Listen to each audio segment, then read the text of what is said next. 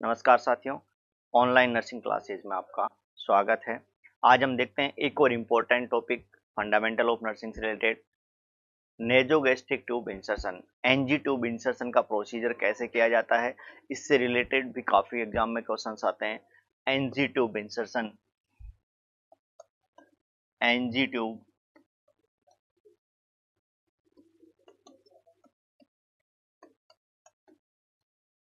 NG tube insertion, nasogastric tube insertion. NG tube का मतलब है nasogastric nasogastric tube insertion. Nasogastric tube insertion, nasogastric tube को कैसे कैसे इंसर्ट किया जाएगा, क्या है ये देखिए एनजी ट्यूब इंसर्शन, इसका जो प्रोसीजर है उसमें अपन क्या क्या चीजें देखेंगे। सबसे पहले होता क्या है, इसका पर्पज क्या है, एनजी ट्यूब इंसर्शन करने का क्या पर्पज है, प्रोसीजर क्या है, प्रोसीजर में कौन कौन से आर्टिकल्स की अपने को जरूरत पड़ेगी, आर्टिकल्स के बारे में अपन देखेंगे। उसके बाद में अपन कुछ ट्यूब्स के बारे में देखेंगे, कौन कौन सी ट्यूब्स अपन यहाँ से इंसर्ट कर सकते हैं, उन ट्यूब्स के बारे में। उसके बाद में अपन फीडिंग के बारे में देखेंगे, फीडिंग कैसे करवा सकते हैं, फीडिंग के लिए क्या क्या चीज़ें इंपॉर्टेंट है। और लास्ट में अपन देखेंगे एनजी ट्यूब का ये जो भी अपन प्रोसीजर करते हैं उसके कॉम्प्लिकेशंस क्या है, एनजी ट्यूब फीडिंग के कॉम्प्लिकेशंस क्या है, ये आपका प्रोसेस। तो सबसे पहले अपन यहाँ इसका डेफिनेशन की बात करेंगे, डेफिनेशन की बात करेंगे कि एनजी ट्यूब इंसर्शन क्या है। तो आपने कहा इंसर्शन ऑफ ए ट्यूब, इसमें क्या होता है, insertion of a tube through nose into stomach, यानी कोई भी ट्यूब है उसको नोज के थ्रू अपन कहाँ तक लेके जाएंगे, स्टोमक तक लेके जाएंगे, वो क्या कहलाएगा, नेजोगैस्ट्रिक ट्यूब इंसर्शन। तो बोलेंगे insertion, insertion of a tube, insertion of a tube through nose into stomach,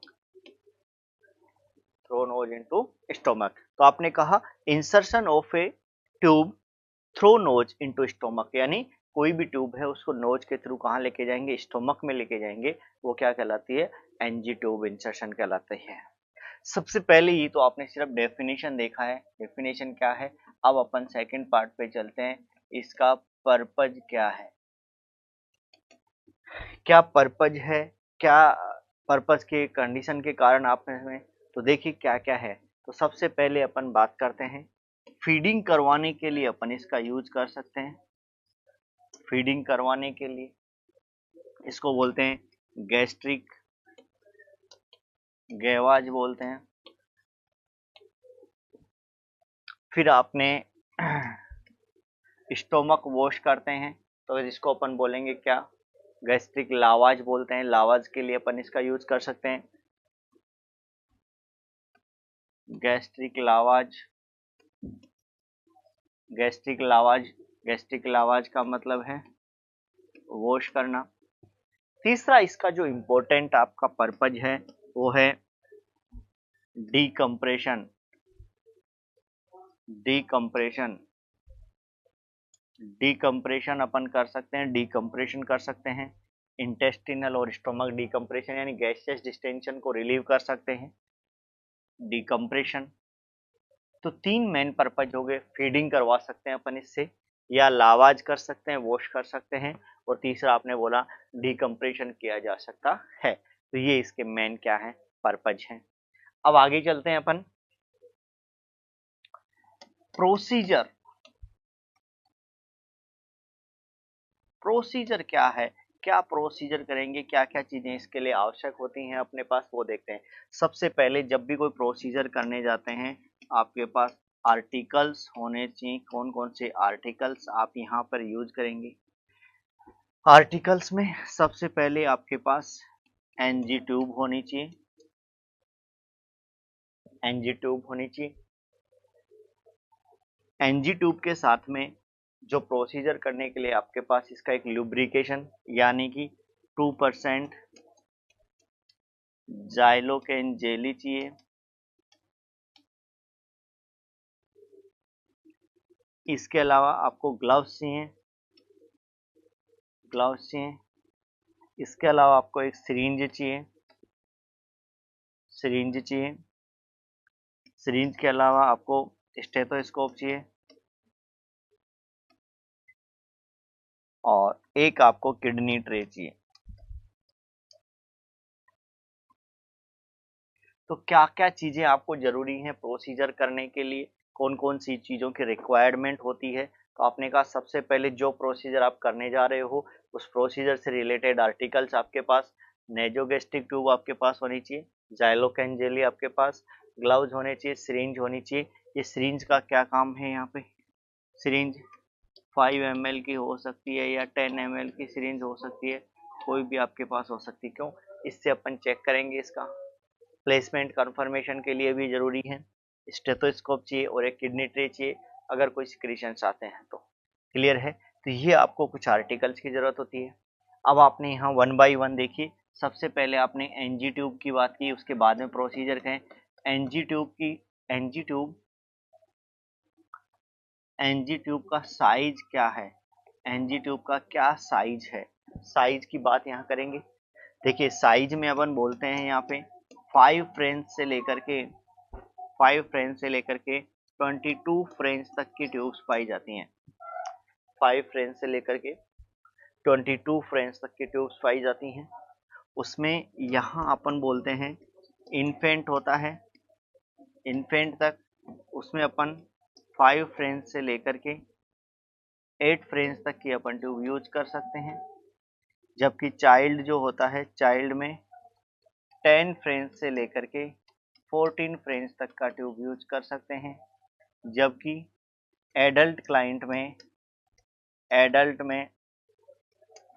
16 French से लेकर के 22 फ्रेंच तक का यूज कर सकते हैं। तो ये कुछ अपन ने ट्यूब्स के बारे में आपने कहा। अब इन ट्यूब्स का कुछ कलर भी होता है, उस कलर के बारे में अपन कई बार यहाँ डिस्कस भी कर सकते हैं। तो आपने कहा कलर कौन कौन सा होता है, क्या कलर कोडिंग होती है, कलर कोडिंग से रिलेटेड कई बार छोटा मोटा तो मैंने पहले आपको कैथेटर्स बताए थे, सक्शन कैथेटर से रिलेटेड भी जो कलर होते हैं सेम ही होते हैं। यहाँ पे देखिए, यहाँ पे कुछ कलर्स के बारे में अगर अपन बात करते हैं, अगर 6 फ्रेंच की बात करते हैं तो इसका जो कलर होता है वो कैसा होता है, लाइट ग्रीन कलर का होता है। 8 फ्रेंच की अगर अपन बात करते हैं, 8 फ्रेंच की, तो ये कैसे कलर की होती है, ब्लू कलर की होती है। 10 फ्रेंच की अगर अपन बात करते हैं, 10 फ्रेंच की, तो ये ब्लैक कलर की होती है। 12 फ्रेंच की अगर अपन बात करते हैं तो इसका कलर कैसा होता है, वाइट कलर का होता है। 14 फ्रेंच की अगर अपन बात करते हैं तो ये ग्रीन होता है। 16 फ्रेंच की अगर अपन बात करते हैं तो ये ऑरेंज होता है। 18 फ्रेंच की अगर अपन बात करते हैं तो ये रेड होता है। 20 फ्रेंच की अगर अपन बात करते हैं तो ये येलो कलर की होती है। और 22 की लास्ट में बात करते हैं तो ये ग्रे कलर की होती है। तो ये कुछ आपने कहा कलर की बात करते हैं, कलर कैसा कैसा पाया जाता है, क्योंकि कलर से रिलेटेड कई बार छोटा मोटा क्वेश्चन डाल देता है कि कौन सी ट्यूब का कलर कौन सा फ्रेंच का कैसा होता है। तो यहाँ आपने कहा 6 फ्रेंच से लेकर के 22 फ्रेंच तक के आपने कलर्स देखे यहाँ पे। तो यहाँ एडल्ट में आपने कहा 16 फ्रेंच से लेकर के और लगभग कितना होता है 22 फ्रेंच तक पाया जाता है। ये सारा जो आप देख रहे हैं 6 फ्रेंच, 8 फ्रेंच, 10 फ्रेंच, ये एक फ्रेंच कई बार यहाँ से ये देखिए एमएम में पूछ लिया जाता है, एमएम में इसका डायमीटर कितना होता है, एक दो बार ऐसा क्वेश्चन पूछा गया है। तो एक बात हमेशा ध्यान रखना है, यहाँ नोट डाल के अपन एक बात लिखते हैं यहाँ पे, एक फ्रेंच का मतलब होता है 0.33 mm। एक फ्रेंच का मतलब होता है 0.33 mm, यानी कि एक फ्रेंच का मतलब 0.33 mm होता है। तो अपन इसका किस में निकाल सकते हैं, यहाँ पे mm में भी अपन डायमीटर निकाल सकते हैं। क्लियर है, तो ये तो साइज की बात की। अब लेंथ होती है, लेंथ सबकी अलग अलग साइज के आधार पर लेंथ इनकी अलग अलग पाई जाती है, अलग अलग वेरियस लेंथ की ट्यूब्स होती हैं। अब अपन प्रोसीजर पे आते हैं। प्रोसीजर के सबसे पहले अपने को पोजीशन की जरूरत पड़ेगी। क्या पोजीशन होती है, देखिए जब भी एनजी ट्यूब की अपन इंसर्शन की बात करते हैं तो यहाँ पर पोजीशन के बारे में कई बार एग्जाम में क्वेश्चन पूछा गया है। क्या पोजीशन होती है? तो जब भी एनजी ट्यूब इंसर्शन करते हैं हाई फाउलर पोजीशन का यूज किया जाता है। हाई फाउलर पोजीशन का यूज किया जाता है। तो पोजीशन हुई आपकी हाई फाउलर पोजीशन। अब यहाँ पे थोड़ा और आगे चलते हैं। जब भी अपन प्रोसीजर करते हैं, जब भी ये प्रोसीजर किया जाता है हाई फाउलर पोजीशन में लुब्रिकेट करते हैं, 1 से 2 इंच तक ट्यूब को लुब्रिकेट करेंगे। उसके बाद में इंसर्शन करते हैं। जैसे ही इंसर्शन करते हैं तो कई बार इंसर्शन के दौरान चोकिंग या रेस्पिरेटरी डिस्ट्रेस होता है। तो ऐसी कंडीशन में आप क्या करेंगे? आपने कहा पोजीशन कैसी होगी? हाई फाउलर पोजीशन होगी। अच्छा, दूसरी बात, डायरेक्शन कैसी होगी ट्यूब की? डायरेक्शन डायरेक्शन कैसी होगी? देखिए डायरेक्शन की जब अपन बात करते हैं, डायरेक्शन में अपन ने कहा अपने जो ईसोफेगस है आगे की तरफ, इधर एंटीरियर की तरफ क्या है? ट्रेकिया है। पीछे की तरफ क्या है? ईसो। तो बैकवर्ड हो गई और नीचे की तरफ जाएगी तो डाउनवर्ड। यहाँ अपन ने कहा backward and downward. Backward and downward direction में आपको यहाँ देखने को मिलेगी डायरेक्शन। उसके बाद में अपन थोड़ा और आगे चलते हैं। ये तो आपने लेंथ कैसे मेजर करेंगे? सबसे पहले लेंथ मेजर करना जरूरी है, क्योंकि जब तक लेंथ मेजर कितना इंसर्शन करेंगे ये अब जरूरी है। तो लेंथ कितना, लेंथ लेंथ का मेजरमेंट, लेंथ का मेजरमेंट करेंगे। लेंथ का मेजरमेंट करेंगे, कितना इंसर्शन करना है यहाँ पे, इसके बारे में अपन डिस्कस करते हैं। देखिए लेंथ जो होती है वो अपन टिप ऑफ नोज, कहाँ तक जाएगी आपकी? Tip of nose to xiphoid process, tip of nose to ear pinna या ear lobe, tip of nose to ear lobe, या इसको कई बार अपन बोलते हैं ट्रेगस भी बोलते हैं, tragus to xiphoid process, to xiphoid process. ये भी very very very important question है, बहुत बार एग्जाम में पूछा गया है। तो आपने कहा tip of nose to ear lobe, tip of nose to ear lobe यानी tragus to the xiphoid process, यहाँ से यहाँ तक की। तो ये आपने लेंथ। अब लेंथ मेजरमेंट करने के बाद में अपन इंसर्शन करेंगे। इंसर्शन के दौरान कई बार रेस्पिरेटरी डिस्ट्रेस हो जाता है या कई बार चोकिंग जैसी कंडीशन आती है। इसका मतलब ट्यूब है वो रॉन्ग प्लेसमेंट है। क्या है? Wrong place. ऐसी कंडीशन में क्या नर्सिंग इंटरवेंशन करेंगे अपन? ऐसी कंडीशन में कभी भी ट्यूब को कंप्लीटली रिमूव नहीं करेंगे, उसको पुल बैक करेंगे और वेट करेंगे। जैसे ही डिस्ट्रेस सबसाइड होता है वापस से इंसर्शन कर सकते हैं। अब अपने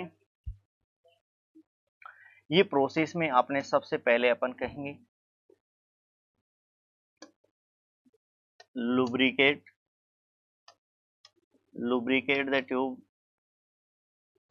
1 से 2 इंच, लुब्रिकेट द ट्यूब 1 से 2 इंच, लुब्रिकेट द ट्यूब 1 से 2 इंच। यहाँ पर एक नोट डाल के एक क्वेश्चन पूछा जाता है, if respiratory distress oblique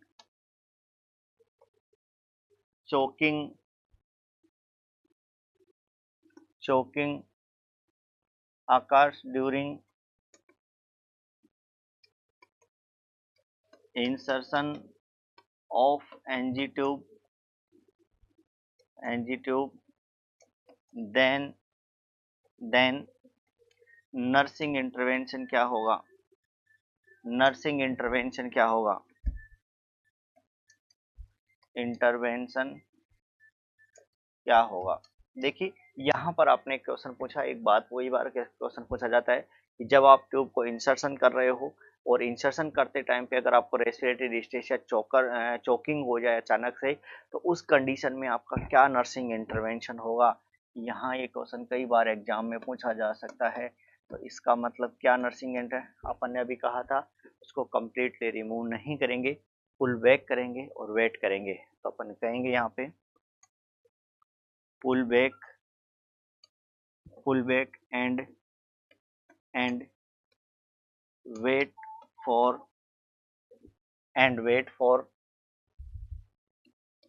and wait for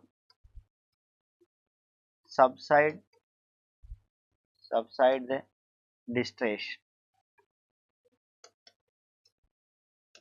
आपने कहा पुल बैक करेंगे और वेट करेंगे किसके लिए, सबसाइड के लिए, कि सबसाइड हो जाए डिस्टेंस, तो pull back and wait for subside the distance. और जैसे ही आपका डिस्टेंस रिलीव हो जाएगा वापस से अपन ट्यूब का क्या करेंगे, रीइंसर्शन कर देंगे जब तक कि आपका प्रोसीजर कंप्लीट नहीं हो जाता है। देखिए इसके बाद में ये तो आपने ट्यूब को इंसर्शन किया, जैसे ही आपने ट्यूब इंसर्शन किया, इंसर्शन करने के बाद में सबसे पहले उसका प्लेसमेंट चेक किया जाएगा, प्लेसमेंट प्रॉपर है या नहीं है। तो अपन बोलेंगे check placement of tube, check placement of tube. सबसे पहले आपने जैसे ही ट्यूब का प्रोसीजर किया आपने, अब प्लेसमेंट चेक करेंगे। प्लेसमेंट चेक करने के बाद में check the placement of tube, और प्लेसमेंट चेक करने के लिए किस किस मेथड से अपन कर सकते हैं ये देखिए। सबसे पहले अपन ऑस्कल्टेशन की बात करते हैं। ऑस्कल्टेशन अपन करके, ऑस्कल्टेशन में क्या करेंगे अपन, एयर पुश करेंगे, 5 ml एयर पुश करेंगे और बेस ऑफ स्टोमक या जिफोइड प्रोसेस के ऊपर यहाँ पर अपन स्टेथोस्कोप से साउंड सुनेंगे। जो साउंड आता है उसको अपन क्या बोलते हैं, हुश साउंड बोला जाता है। क्या बोला जाता है, हुश साउंड। तो यहाँ पे आपने check placement of the tube, और प्लेसमेंट चेक करने के लिए सबसे पहले अपन बोलेंगे auscultation by stethoscope, auscultation by stethoscope. सबसे पहले अपन इसमें क्या करते हैं, push 5 ml air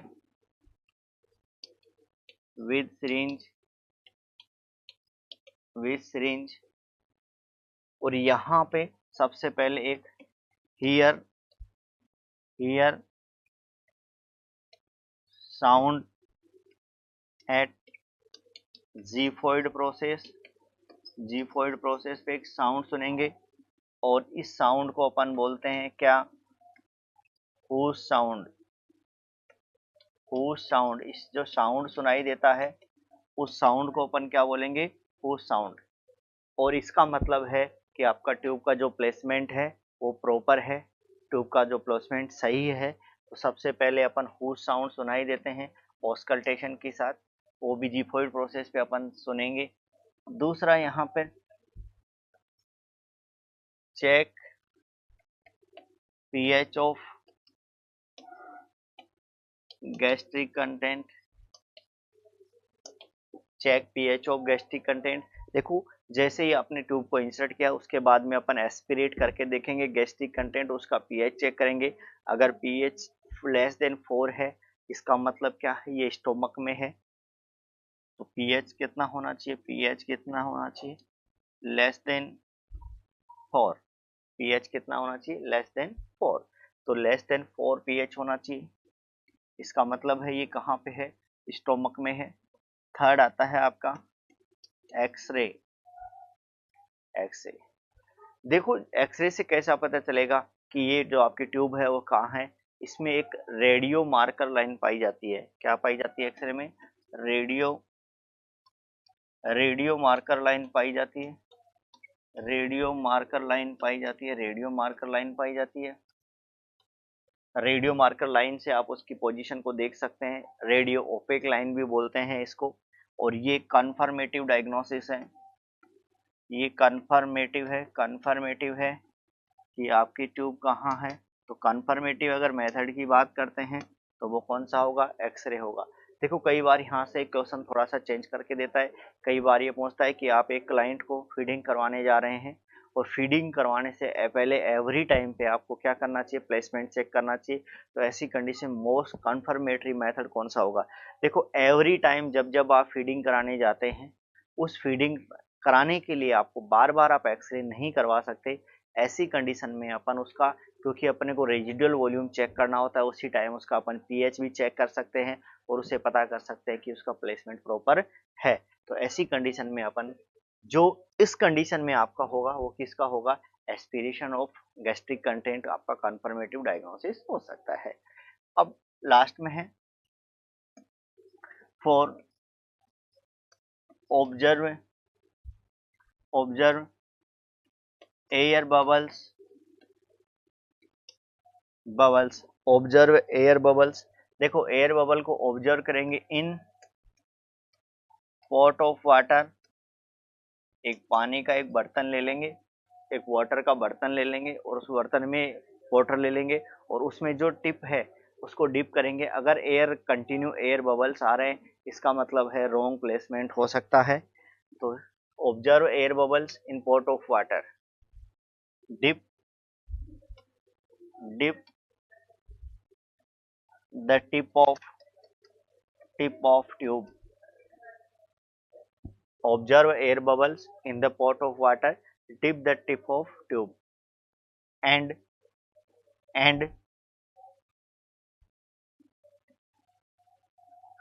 check bubbles और bubbles क्या करेंगे, चेक करेंगे। if present then wrong placement, अगर प्रेजेंट है तो ये इसका प्लेसमेंट क्या है, रॉन्ग है। क्लियर है। तो ये अपन ने observe air bubbles in pot of water, dip the tip of tube and check bubbles, if present then the wrong placement. तो आपने ट्यूब का प्रोसीजर किया और प्रोसीजर करने के बाद में अपन ने देखा कि प्लेसमेंट प्रॉपर है या नहीं है। प्लेसमेंट को चेक करने के लिए 4 मेथड्स आपने यहाँ देखे। सबसे पहले ऑस्कल्टेशन करके देख सकते हैं, ऑस्कल्टेशन से अपन क्या करेंगे, एयर पुश करेंगे और एयर पुश करके अपन देख सकते हैं। दूसरा प्रोसीजर आपने किया वो अपन ने बोला गैस्ट्रिक कंटेंट का पीएच चेक करके, अगर पीएच लेस देन 4 है तो अपन ने कहा ये कहाँ होगी, आपके स्टोमक में होगी। तीसरा आपने बोला एक्सरे करा के दे सकते हैं, क्योंकि आपकी जो ट्यूब होती है उस पर एक रेडियो वार्कर लाइन होती है, उससे अपन कंफर्म देख सकते हैं उसका कहाँ तक ट्यूब है आपकी। और लास्ट आपने कहा एक वाटर के पोर्ट में, एक पोर्ट में वाटर लेके और उसमें अपन जो दूसरा सीरा है उसको डिप कर सकते हैं, और अगर बबल्स ऑब्जर्व होते हैं तो इसका मतलब रॉन्ग प्लेसमेंट है। ये मेथड्स आपने देखे। अब नेक्स्ट अपन चलते हैं, कुछ ट्यूब्स के टाइप अपन देखेंगे। ये तो आपने सिर्फ प्रोसीजर किया है, कुछ ट्यूब्स के टाइप्स अपन देखते हैं कौन कौन से टाइप्स होते हैं। उसके आधार पे types of tubes, types of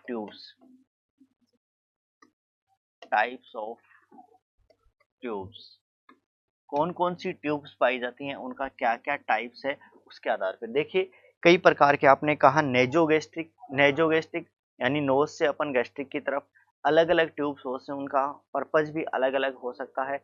सबसे पहले अपन गैस्ट्रिक ट्यूब्स की बात करें, एनजी ट्यूब्स की बात करेंगे। सबसे पहले एनजी ट्यूब की बात करेंगे। एनजी ट्यूब, ये जो एनजी ट्यूब हैं ये 2 प्रकार की होती हैं। आपकी नेजोगैस्ट्रिक जो ट्यूब है 2 प्रकार की होती हैं, एक होती है लेवाइन ट्यूब, और दूसरी होती है स्लेम सम्प ट्यूब। एक लेवाइन ट्यूब होती है और एक स्लेम सम्प ट्यूब होती है। देखो ये जो लेवाइन ट्यूब होती है ये सिंगल ल्यूमेन होती है, जबकि ये जो स्लेम सम्प ट्यूब है ये डबल ल्यूमेन होती है। जैसा कि डायग्राम में दिखाया गया है, मैं आपको इसका डायग्राम दिखाता हूँ कि एनजी ट्यूब्स, लेवाइन ट्यूब और स्लेम सम्प ट्यूब कौन सी हैं। ये जो आपने देखा गैस्ट्रोइंटेस्टाइन जीआई सक्शनिंग ट्यूब है, ये गैस्ट्रोसिएस्टिक। अब इसमें आपने कहा लेवाइन ट्यूब, जीआई ट्यूब में सिंगल ल्यूमेन फॉर सक्शन, ये केवल एक टाइम यूज करते हैं, वन टाइम यूज करते हैं। जो आपकी लेवाइन ट्यूब है वो एक सिंगल टाइम यूज किया जाता है, जबकि स्लेम सम्प ट्यूब है, स्लेम सम्प ये आपका डबल है, इसमें एक एयर वेंट होता है जबकि एक लार्ज सक्शनिंग गैस्ट्रिक कंटेंट पाया जाता है इसमें सक्शनिंग के लिए। तो ये आपने कहा एनजी ट्यूब्स हैं और 2 होती हैं, एक लेवाइन ट्यूब होती है और एक स्लम सम्प ट्यूब होती है। स्लेम सम्प डबल ल्यूमेन होती है, ये 2 ल्यूमेन पाई जाती हैं, जबकि ये वाली होती है इसमें कितना, एक ही ल्यूमेन पाया जाता है। क्लियर है। नेक्स्ट आता है आपका, नेक्स्ट ट्यूब आती हैं intestinal tubes. Intestinal intestinal tubes, intestinal tubes. देखो इंटेस्टाइनल जो ट्यूब्स होती हैं वो तीन प्रकार की ट्यूब्स यहाँ अपने को देखने को मिलती हैं। तीन प्रकार की ट्यूब्स यहाँ देखने को मिलती हैं। एक होती है कैंटोर, कैंटोर। एक होती है हैरिस, और एक होती है Miller Abbott tube, Miller Abbott tube. आपने कहा तीन प्रकार की होती है, कैंटोर, हैरिस और मिलर एबोट ट्यूब। कैंटोर एक सिंगल ल्यूमेन होती है, सिंगल ल्यूमेन होती है। हैरिस भी एक सिंगल ल्यूमेन होती है, सिंगल ल्यूमेन होती है। जबकि मिलर एबोट होती है वो डबल ल्यूमेन होती है। देखो इनको नाम से याद रखना। आपने कहा इंटेस्टाइनल ट्यूब कौन सी होती हैं? तीन होती हैं, कैंटोर, हैरिस और मिलर। कैंटोर, हैरिस और मिलर। कई बार यहाँ पूछ लिया जाता है कि फॉलोइंग में से कौन सी इंटेस्टाइनल ट्यूब्स हैं एक्सेप्ट, जैसे कि जिपमेर में ये क्वेश्चन पूछा गया था, जिपमेर में ये क्वेश्चन पूछा गया था, जिपमेर में क्वेश्चन पूछा गया था कि फॉलोइंग में से कौन सी इंटेस्टाइनल ट्यूब्स हैं एक्सेप्ट, वहां आपका कैंटोर था, हैरिस था, मिलर एबोट था और एक लेवाइन था। तो एक्सेप्ट में क्या आ जाएगा? लेवाइन आ जाएगा। तो ऐसा करके यहाँ क्वेश्चन पूछा जाता है। कैसी होती है ये ट्यूब? देखिए इनका बारे में थोड़ा सा। ये आपकी कैंटोर ट्यूब होती है, ठीक है। अब इस कैंटोर ट्यूब में देखिए ये यहाँ पे एक बैलून पाया जाता है और इसमें मरकरी होता है, ठीक है। और इसके अंदर अपन देखते हैं कई बार इंसर्शन करने के लिए कैंटोर ट्यूब, ये इसके अंदर देखो, ये यहाँ पर इसमें ये होता है, यहाँ पर इसमें मरकरी उसमें भरा हुआ होता है, ये आपकी कैंटोर ट्यूब होती है। तो इंटेस्टिनल डिकम्प्रेशन के लिए यूज की जाती है, इंटेस्टिनल डिकम्प्रेशन के लिए, इंटेस्टिनल डिकम्प्रेशन के लिए यूज की जाती है, इनका डिकम्प्रेशन के लिए यूज किया जाता है, इंटेस्टिनल डिकम्प्रेशन के लिए यूज किया जाता है। क्लियर है। कैंटोर के बाद में हैरिस, हैरिस भी एक सिंगल ल्यूमेन होती है। जबकि जो आपने मिलर एबोट बताई, मिलर एबोट बताई, मिलर एबोट कैसी ट्यूब होती है? देखिए ये होती है मिलर एबोट ट्यूब। ये कौन? डबल ल्यूमेन होती है, दो ल्यूमेन्स होते हैं इसमें, डबल ल्यूमेन होती है। इसमें यहाँ पे एक बैलून होता है आगे, और ये बैलून किससे? मरकरी से फिल्ड होता है। और आगे वाली जो ओपन आईज यहाँ दिख रही हैं ये इंटेस्टाइन में दिख रही है। तो मैं जो मिलर एबोट ट्यूब है ये डबल ल्यूमेन है, इसको डिकम्प्रेस करने के लिए यूज किया जाता है स्मॉल इंटेस्टाइन को। ये इरिगेशन और डिकम्प्रेशन, तो ये डबल ल्यूमेन होती है।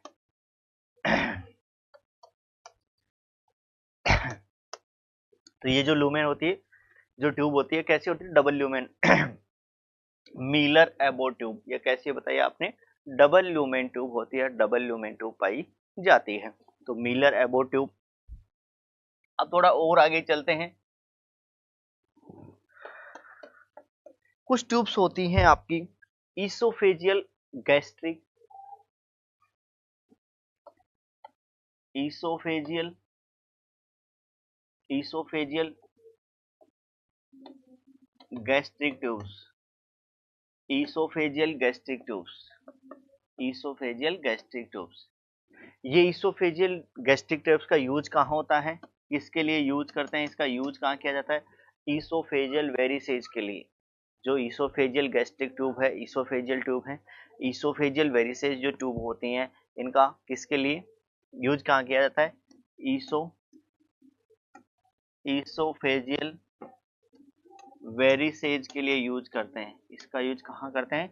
ईसोफेजियल वेरिसेज के लिए यूज किया जाता है, ईसोफेजियल गैस्ट्रिक ट्यूब का। ये ट्यूब दो प्रकार की ट्यूब्स पाई जाती हैं। देखिए यहाँ पर दो प्रकार की ट्यूब होती हैं। एक होता है सैंक्सटेकन, सैंक्सटेकन ब्लैक मोर ट्यूब, सैंक्सटेकन ब्लैक मोर ट्यूब। और जो दूसरी होती है वो होती है माइनेसोटा ट्यूब, माइनेसोटा ट्यूब।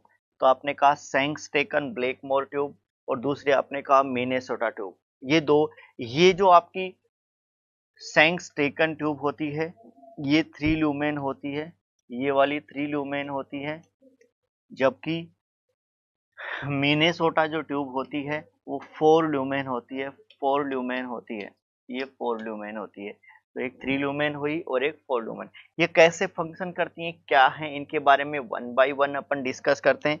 देखिए इसका डायग्राम में देखिए, ये जो आपकी ट्यूब है इसको अपन बोलते हैं सेंग्सटेकन ब्लेकमोर ट्यूब। ये जो आपकी ट्यूब है ये है आपकी सेंग्सटेकन ब्लेकमोर ट्यूब, सेंग्सटेकन ब्लेकमोर ट्यूब। देखो यहाँ पर इसके 3 पोर्ट्स पाए जाते हैं, 3 पोर्ट्स पाए जाते हैं। एक यहाँ पे ये पोर्ट जिसको आपने दिखाया गया गैस्ट्रिक बैलून, एक आपका ये वाला जो पोर्ट आ रहा है ये वाला पोर्ट, इसको दिखाया ईसोफेजियल बैलून। एक आपका ये जो स्टोमक, ये गैस्ट्रिक एस्पिरेशन पोर्ट, ये जो तीसरा है ये क्या है, गैस्ट्रिक एस्पिरेशन पोर्ट। 3 हो गए। एक गैस्ट्रिक में बैलून होता है, एक गैस्ट्रिक में एस्पिरेशन पोर्ट होता है यहाँ से, दूसरा आपका यहाँ ईसोफेगस में भी क्या होता है, बैलून होता है। ईसोफेजियल बैलून अपन जिसको बोलते हैं, ईसोफेजियल बैलून अपन बोलते हैं। यहाँ पे अपन इसका प्रेशर प्रेशर भी यहाँ पे इसका मेजर किया जाता है, किसका, ईसोफेजियल वाली का, ईसोफेजियल बैलून का प्रेशर। ईसोफेजियल जो बैलून होता है इसका प्रेशर कितना होता है, ईसोफेजियल ईसोफेजियल जो बैलून होता है इसका जो प्रेशर होता है वो होता है 40 mm ऑफ Hg। ये याद रखना, ये क्वेश्चन पूछा जा सकता है। जो ईसोफेजियल बैलून होता है इसका जो प्रेशर होता है वो कितना होता है, 40 mm ऑफ Hg। तो ये आपने कहा है इसका प्रेशर भी अपन मेजर कहते हैं। यहाँ आपने कहा गैस्ट्रिक कंटेंट को एस्पिरेट किया जाता है, ये गैस्ट्रिक बैलून होता है, इन्फ्लेटेड होता है जिससे ट्यूब बाहर ना आए। और ये ईसोफेजियल बैलून होता है, ये ईसोफेजियल, ये जो आपका है ये ईसोफेजियल बैलून है, ये जो कि आपको क्या है, इन्फ्लेटेड है यहाँ पे, क्लियर है। और उसके आगे ये बाहर है। देखिए यहाँ पे इस ट्यूब में एक खामी पाई गई, क्या पाई गई, यहाँ से इसने एक स्टोमक में बैलून है जबकि यहाँ पर जो कंटेंट होते हैं उनको इससे क्या किया जा सकता है, एस्पिरेट। यहाँ पे भी एक बैलून है लेकिन इससे इस ऊपर वाले पार्ट में किसी प्रकार का कोई एस्पिरेशन पोर्ट नहीं है, तो यहाँ से कई बार एस्पिरेशन होने के चांस हो जाते हैं। ऐसी कंडीशन में एक ट्यूब की और जरूरत पड़ी और इसी ट्यूब को आपने बोला मिनेसोटा ट्यूब। उसमें क्या पड़ा, ये जो आपका है ईसोफेजियल एस्पिरेशन पोर्ट और एक्स्ट्रा हुआ, तो 4 ल्यूमेन के लिए अपन को फर्दर उसमें जाना पड़ा। कई बार यह होता क्या है, जब किसी क्लाइंट को सेंग्सटेकन ब्लेकमोर ट्यूब पे रखा जाता है तो अचानक से क्या होता है, रेस्पिरेटरी डिस्ट्रेस होता है। ये अगर अचानक से एस्पिरेशन हो जाता है या मैं कह दूं जो वेरिसेज होते हैं रप्चर हो जाते हैं, ऐसी कंडीशन में आपको क्या नर्सिंग इंटरवेंशन करना चाहिए। ऐसी कंडीशन में हमेशा एक बात याद रखना, क्योंकि इसमें यहाँ पर 2 प्रकार के बैलून है जिनको इन्फ्लेट कर रखा है, अगर आप वन बाय उनको डिफ्लेट करेंगे तो काफी टाइम हो जाएगा। ऐसी कंडीशन में तुरंत इसको कट करके आपको रिमूव करना चाहिए ट्यूब को। तो हमेशा इसका फर्स्ट नर्सिंग इंटरवेंशन क्या होगा, cut the tube and remove, clear है। तो ऐसा क्वेश्चन कई बार पूछ लिया जाता है। तो ये आपकी सेंग्सटेकन ब्लेकमोर ईसोफेजियल वेरिसेज के लिए यूज की जाती है। और इसका ईसोफेगस में जो बैलून होता है इसका प्रेशर होता है 40 mm ऑफ Hg। नेक्स्ट देखिए आप मिनेसोटा ट्यूब, ये आपकी मिनेसोटा ट्यूब है, ये वाली जो ट्यूब है इसको बोलते हैं Minnesota tube, Minnesota tube, Minnesota tube. ये जो मिनेसोटा ट्यूब है इसमें देखिए 4 प्रकार के आपके पाए जाते हैं, 4 पोर्ट पाए जाते हैं। एक आपने देखा यहाँ ईसोफेजियल बैलून पोर्ट है, एक आपने कहा ईसोफेजियल बैलून पोर्ट है, दूसरा आपने कहा गैस्ट्रिक एस्पिरेशन पोर्ट है, गैस्ट्रिक बैलून पोर्ट है। लेकिन एक एक्स्ट्रा जो इसमें फोर्थ जो एक्स्ट्रा आया है आपका वो है ईसोफेजियल एस्पिरेशन पोर्ट। ये जो आया है ये फोर्थ, ये क्या है, इस वाले पार्ट में, इस वाले पार्ट में जो ईसोफेजियल में एस्पिरेशन पोर्ट, यहाँ ईसोफेगस में ये एस्पिरेशन पोर्ट है इसके लिए, तो ये फोर्थ है ईसोफेजियल एस्पिरेशन। तो आपने कहा था मिनेसोटा जो ट्यूब है, मिनेसोटा ट्यूब है वो कितने ल्यूमेन होती है, 4 ल्यूमेन होती है। और इस 4 ल्यूमेन में जो फोर्थ है वो आपका ईसोफेजियल एस्पिरेशन पोर्ट होता है। बाकी तो सेंग्सटेकन ब्लेकमोर ट्यूब के सेम होती है और इसकी केयर भी सेंग्सटेकन ब्लेकमोर ट्यूब के सेम आनी होती है। तो ये आपका एक सेंग्सटेकन ब्लेकमोर इसोफेजियल वेरिसेज के लिए यूज की जाती है। एक और प्रकार की ट्यूब्स होती हैं, एक और प्रकार की ट्यूब्स होती हैं, उसको बोलते हैं gastric varices tubes. Gastric varices, gastric varices tube. Gastric varices tube में कौन कौन सी ट्यूब्स आती हैं गैस्ट्रिक वेरिसेज ट्यूब में? तो गैस्ट्रिक वेरिसेज में आती है Linton necklace tube, Linton necklace tube. Gastric वो जो मिनेसोटा और सैंक्सटेकन ब्लैकमोर ट्यूब है वो किसमें इसोफेजियल वेरिसेज के लिए यूज की जाती हैं, जबकि गैस्ट्रिक वेरिसेज के लिए ट्यूब जो लिंटन नेकलेस ट्यूब की जाती है ये 2 ल्यूमेन होते हैं, इसमें 2 ल्यूमेन होते हैं, 2 ल्यूमेन होते हैं, 2 ल्यूमेन होते हैं। एक गैस्ट्रिक एस्पिरेशन पोर्ट होता है, एस्पिरेशन पोर्ट होता है, और एक गैस्ट्रिक बैलून होता है, गैस्ट्रिक बैलून होता है और गैस्ट्रिक एस्पिरेशन पोर्ट होता है।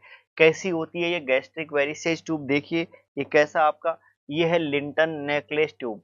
इसमें देखिए यहाँ पे 2 आपके ये पाए जाते हैं, 2, इसमें एक तो यहाँ पे पाया जाता है, वो क्या कहलाएगा? Gastric aspiration port. यहाँ पर इसको बोलते हैं gastric aspiration port, gastric aspiration port. और एक ये वाला जो पाया जाता है इसको बोलते हैं गैस्ट्रिक बैलून। क्या बोलते हैं? Gastric balloon. क्लियर है? तो एक गैस्ट्रिक बैलून होता है, एक गैस्ट्रिक एस्पिरेशन पोर्ट होता है, और ये 2 वाली जो ट्यूब होती है इसको बोलते हैं लिंटन नेकलेस ट्यूब। ये किसके लिए यूज की जाती है? गैस्ट्रिक वेरिसेस के लिए। किसके लिए यूज की जाती है? गैस्ट्रिक वेरिसेस के लिए। क्लियर है? आगे चलते हैं थोड़ा सा। एक और प्रकार की ट्यूब पाई जाती है, एक और प्रकार की ट्यूब पाई जाती हैं जिनको अपन बोलते हैं लावाज ट्यूब। लावाज ट्यूब, देखिए लावाज से नाम से ये क्या है, स्टोमक वॉश के लिए यूज किया जाता है, स्टोमक को क्लीन करने के लिए यूज किया जाता है। तो इसका यूज क्या होगा? To remove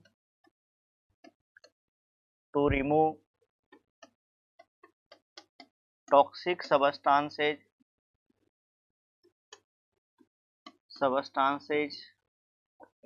from stomach. Stomach से टॉक्सिक सबस्टांस को हटाने के लिए, रिमूव करने के लिए जिन ट्यूब्स का यूज किया जाता है उसको अपन क्या बोलेंगे? लावाज ट्यूब बोलेंगे। लावाज ट्यूब भी 2 प्रकार की होती हैं।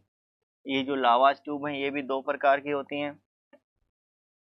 देखिए 2 प्रकार में क्या है, एक होती है इवाल्ड ट्यूब, एक होती है इवाल्ड ट्यूब, और जो दूसरी जो ट्यूब होती है वो होती है लेवाक्वेटर। ये जो इवाल्ड ट्यूब है, इवाल्ड ट्यूब ये कैसी होती है?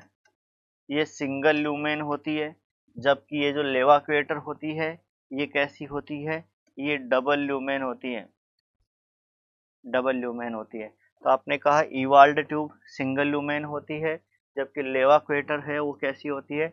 डबल ल्यूमेन होती है। तो आपने कहा लेवाज ट्यूब किसके लिए यूज की जाती हैं, कैसी होती हैं, इसके बारे में देखिए थोड़ा सा।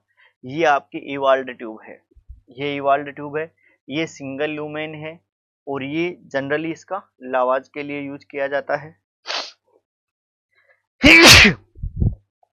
नेक्स्ट देखिए लेवाक्वेटर, ये लेवाक्वेटर है, ये डबल लूमेन होती है।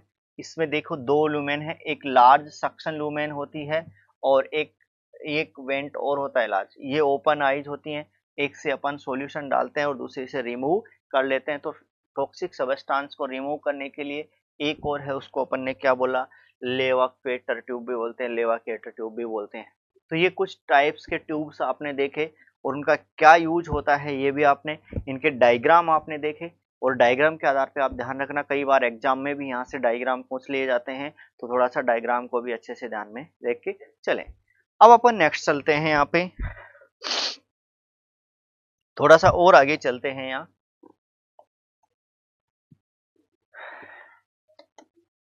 Anatomical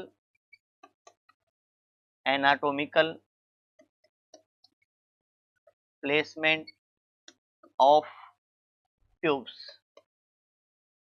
anatomical placement of tubes. Anatomical placement के आधार पर कैसे कैसे अपन बता सकते हैं कौन कौन सी टाइप्स की ट्यूब्स होती हैं, वो देखिए। एनाटोमी के आधार पर यहाँ पे अपन कहते हैं एनजी ट्यूब। एनजी ट्यूब कहाँ से होगा इसका? नोज टू गैस्ट्रिक यानी xiphoid process. Types of tube and anatomical placement, तो एक होती है नेजो डियोडिनल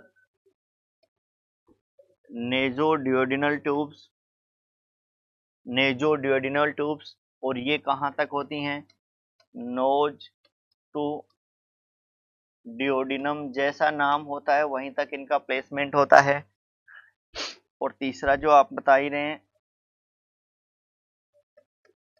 नेजो जेजुनल ट्यूब्स, नेजो जेजुनल ट्यूब्स। और ये जो नेजो जेजुनल ट्यूब्स होते हैं, ये अब कहाँ से होते हैं? नोज टू जेजुनम,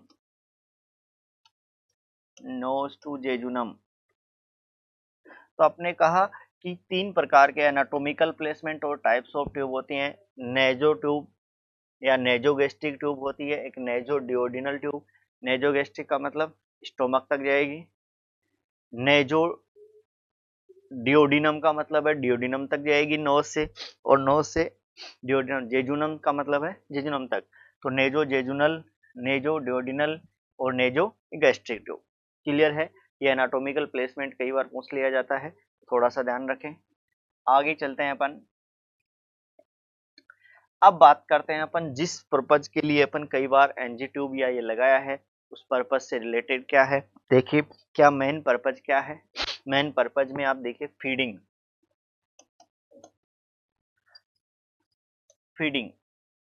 की बात करते हैं। मेन में क्या है? फीडिंग की बात करते हैं। फीडिंग कैसे कराते हैं, क्या है, उसकी बात करेंगे।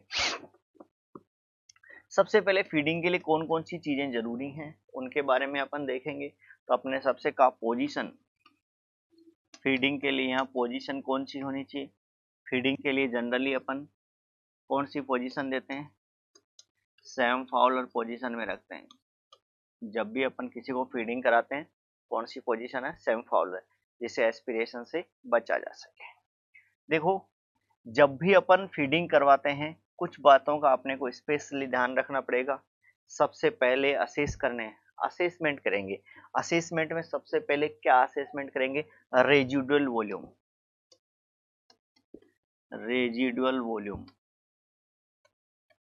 देखो, कुछ चीजें आपको फीडिंग से पहले असेसमेंट करनी पड़ेंगी। सबसे पहला है रेजिडुअल वॉल्यूम। अपन एस्पिरेट करके देखेंगे, एस्पिरेट करेंगे रेजिडुअल वॉल्यूम को। अगर एस्पिरेशन में आपको लगता है कि वो 100 ml से ज़्यादा है, इसका मतलब अपन होल्ड कर देंगे फीडिंग को और कुछ टाइम के लिए डिले करेंगे और एससीपी को नोटिफाई कर सकते हैं। तो residual volume, aspirate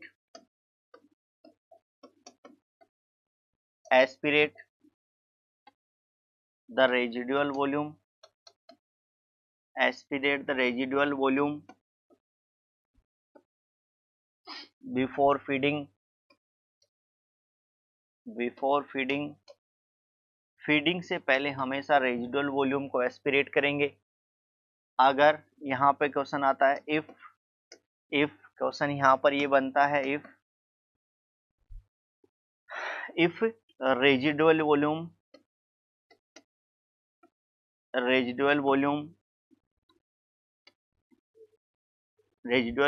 more than 100 ml, then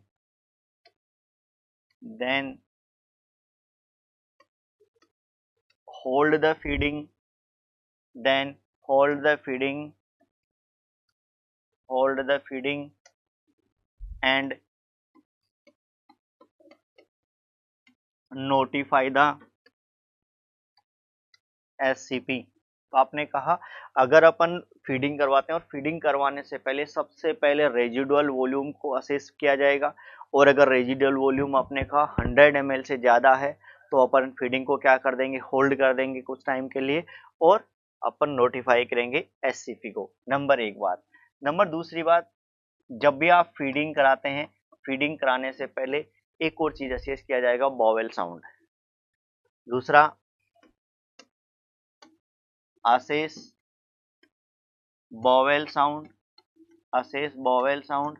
देखिए अगर बॉवेल साउंड प्रेजेंट है तो ही जो आप फीडिंग कंटेंट देंगे वो कहाँ जाएगा, आगे की तरफ जाएगा। अगर बॉवेल साउंड एब्सेंट है तो आपका कंटेंट आगे नहीं जाएगा। तो फीडिंग कराने से पहले हमेशा बॉवेल साउंड को असेस करना चाहिए। तो अपन कह सकते हैं assess bowel sound, bowel sound before feeding, assess bowel sound before feeding,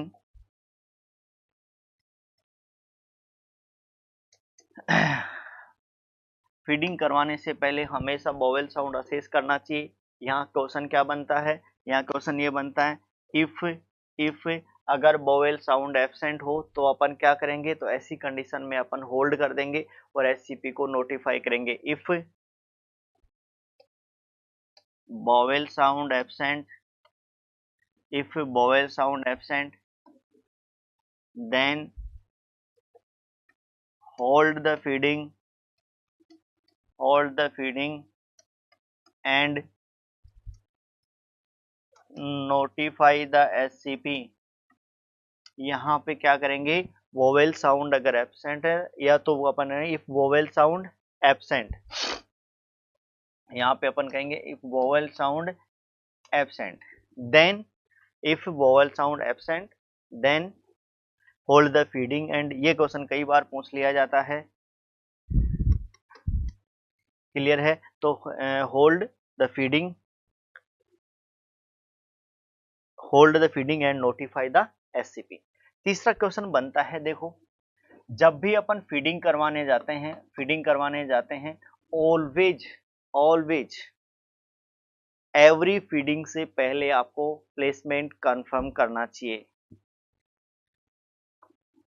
confirm confirm the placement of, confirm the placement of, confirm the placement of tube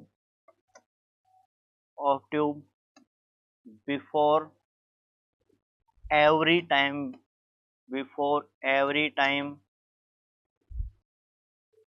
confirm the placement of tube before every time feeding। जब भी आप feeding करवाने जाते हैं सबसे पहले आपको क्या करना चाहिए, ट्यूब का कंफर्मेशन करना चाहिए। और यहाँ से जब भी अपन कर सकते हैं, जनरली जो कंफर्मेशन करते हैं, check by gastric content, gastric content को चेक करते हैं, और वो भी कितना, पीएच कितना होना चाहिए, लेस देन 4 होना चाहिए। तो ये अपन, तो हमेशा एक बात, तीन बातों का हमेशा ध्यान रखना जब भी आप फीडिंग करवाने जाते हैं। फीडिंग करवाने से पहले रेजिडुअल वॉल्यूम, दूसरा आपने बॉवेल साउंड, और तीसरा कंफर्मेशन। और कंफर्मेशन एवरी टाइम जब जब आप फीडिंग करवाते हैं कंफर्मेशन जरूरी होता है। फीडिंग के लिए तीन इंपॉर्टेंट बातें होती हैं। अब आगे चलते हैं। कई बार आपको एनजी ट्यूब से अगर आपको मेडिसिन देना हो तो ओनली लिक्विड स्टेट में जो मेडिकेशन है, अगर आपके पास सॉलिड मेडिसिन है तो उसको क्रश करके अपन मिक्स करके ही देंगे, नहीं तो ट्यूब क्या हो जाएगा, क्लॉग्ड हो जाएगा। तो फिर अपन बोलते हैं मेडिसिन के लिए अगर अपन बात करूं, एक और बात, जब भी आप फीडिंग करवाने होते हैं, फीडिंग करवाने से पहले और फीडिंग करवाने के बाद में एवरी टाइम आप ट्यूब को फ्लश करना चाहिए 30 to 50 ml वाटर या NS के साथ, जिससे ट्यूब ब्लॉकेज ना हो। तो अपन कह सकते हैं flush the tube, flush the tube with flush the tube with 30 to 50 ml water oblique NS before and after feeding. आपने कहा जब भी एवरी टाइम आप फीडिंग करवाने जाते हैं, करवाने से पहले भी और करवाने के बाद में भी, एवरी टाइम। तो flush the tube with 30 to 50 ml water oblique NS before and after the feeding. Feeding से पहले और बाद में आपको हमेशा फ्लश करना चाहिए। एक और बात होती है हमेशा, मेडिकेशन कैसे देंगे। मेडिसिन कैसे दिया जाएगा उसके बारे में अपन बात करते हैं। मेडिसिन कैसे देते हैं, ये तो आपने फीडिंग की बात की। देखो, मेडिसिन देने के लिए सबसे पहले मेडिसिन को 15 to 30 ml वाटर के साथ में मिक्स करेंगे और उसके बाद में 30 to 50 ml वाटर के साथ में फ्लश करेंगे और उसके बाद में उसको 1 आवर तक उसको क्या कर देंगे, क्लोज कर देंगे। तब तक आप उसको कुछ भी नहीं देंगे। तो अपन कह सकते हैं यहाँ mix the medicine in 15 to 30 ml water. सबसे पहले जो भी आपकी मेडिसिन है उसको 15 से लेकर 30 ml वाटर में क्या करेंगे, मिक्स करेंगे। Then flush with 30 to 50 ml water, 50 ml water. पहले सबसे पहले मेडिसिन को मिक्स करेंगे, कितने में, 15 to 30 ml में वाटर में। Then flush with 30 to 50 ml water के साथ उसको क्या कर देंगे, फ्लश कर देंगे। And close the tube for 60 minutes oblique 1 hour. 1 hour के लिए ट्यूब को क्या कर देंगे, क्लोज करके रख देंगे। 1 आवर तक ट्यूब के द्वारा किसी प्रकार का कोई भी फीडिंग नहीं दिया जाएगा। तो ये कुछ इंपॉर्टेंट पॉइंट्स हैं इससे रिलेटेड, हमेशा थोड़ा सा ध्यान रखें। ये तो आपका फीडिंग के लिए कुछ। अब अपन बात करते हैं टाइप्स ऑफ फीडिंग की, कैसे कैसे आप फीडिंग के लिए और मेडिसिन के लिए जो इंपॉर्टेंट बातें हैं वो आपने देखी। अब अपन टाइप्स ऑफ फीडिंग की बात करेंगे। Types of feeding.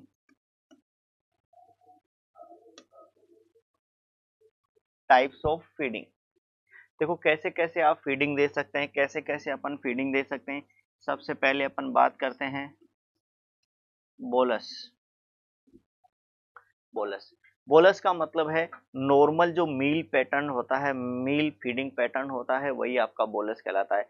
3 to 6 our के इंटरवल में अपन 15 to 30 मिनट तक क्या दिया जाता है, फीडिंग करवाई जाती है। और उसके बाद में क्लाइंट को लगभग 30 मिनट तक हाई फॉलोअर पोजीशन प्रोवाइड की जाती है, जिससे कि किसी प्रकार का एस्पिरेशन या वोमिटिंग के चांस ना हो। तो बोलस को अपन बोलते हैं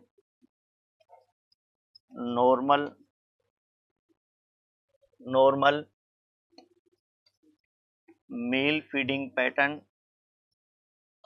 normal meal feeding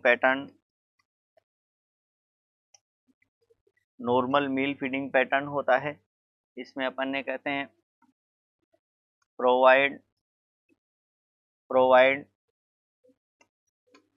feed for 15 to 30 minute.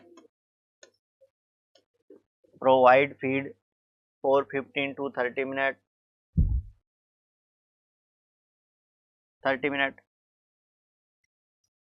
Every 3 to 6 hours interval. यानी कि जो भी अपन फीड देंगे वो 15 to 30 मिनट तक देंगे, कितने, एवरी 3 to 6 आवर्स के इंटरवल में देते रहेंगे। इसकी क्वांटिटी कितनी होगी ये जो डिसाइड करेगा वो कौन, एससीपी के द्वारा डिसाइड किया जाएगा। तो अपन कह सकते हैं क्वांटिटी क्वांटिटी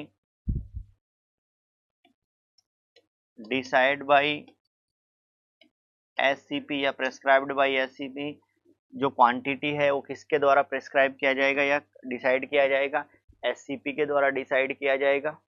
तीसरी बात, जब भी अपन बोलस देते हैं, ऐसा देते हैं, बोलस देते हैं, उस टाइम पे क्लाइंट को लगभग 30 मिनट तक क्या हाई फॉलोअर पोजीशन देनी चाहिए। तो अपन बोलते हैं यहाँ प्रोवाइड हाई फॉलोअर पोजीशन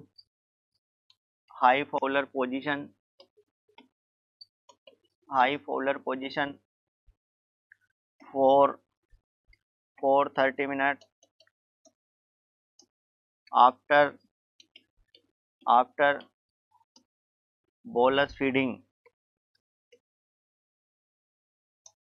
आपने कहा provide high follower position for 30 minute after bolus feeding. Bolus feeding देने के बाद क्लाइंट को लगभग 30 मिनट तक हाई फॉलोअर पोजीशन देना चाहिए, जिससे वोमिटिंग होने के चांस क्या हो जाए, मिनिमाइज हो जाए, कम हो। उसके अलावा दूसरा है आपका, दूसरा अपन जो टाइप होता है यहाँ पर कॉन्टिन्यूअस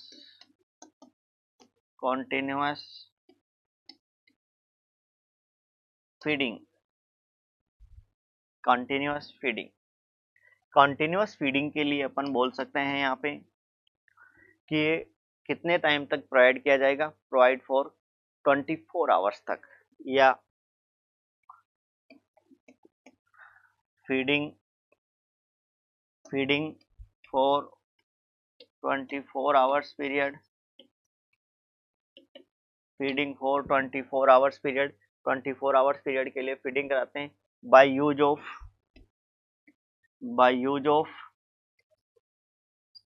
इन्फ्यूजन पंप का यूज करते हुए अपन किसका फीडिंग क्या करते हैं, कंटिन्यूअसली 24 आवर्स के लिए देते हैं।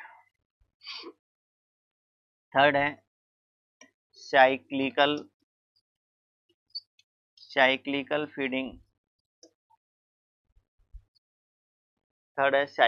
फीडिंग। जो साइक्लिकल फीडिंग है उसका मतलब है या तो फीडिंग प्रोवाइड, देखो साइक्लिकल फीडिंग का मतलब ये होता है या तो फीडिंग अपन डे टाइम में दे सकते हैं या फीडिंग अपन नाइट टाइम में दे सकते हैं। मोस्टली अपन प्रेफरेंस देते हैं नाइट टाइम को, जिससे डे टाइम में अपना रूटीन वर्क भी कर सके। तो साइक्लिकल का मतलब है provide feeding for 12 to 16 hours day और नाइट टाइम,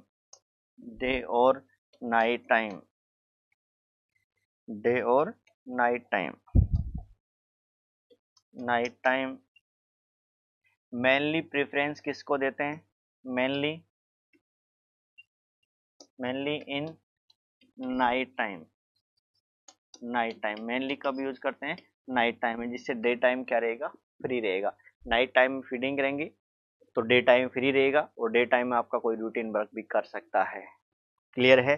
तो ये आपने टाइप्स ऑफ फीडिंग की बात की, 3 प्रकार से आप फीडिंग करा सकते हैं। उसमें आपका बोलस आता है, साइक्लिकल आता है और एक कंटिन्यूअस प्रकार का फीडिंग भी आता है। तो ये कुछ फीडिंग के टाइप्स थे, आपने फीडिंग के टाइप्स देखे। उसके बाद में अपन थोड़ा सा और आगे चलते हैं। यहाँ पे ये जो एनजी ट्यूब का यूज है उसके कारण क्या कॉम्प्लिकेशंस हो सकते हैं, कौन कौन से कॉम्प्लिकेशंस हो सकते हैं, उनमें भी मोस्ट कॉमन कॉम्प्लिकेशन क्या है, कॉम्प्लिकेशंस ऑफ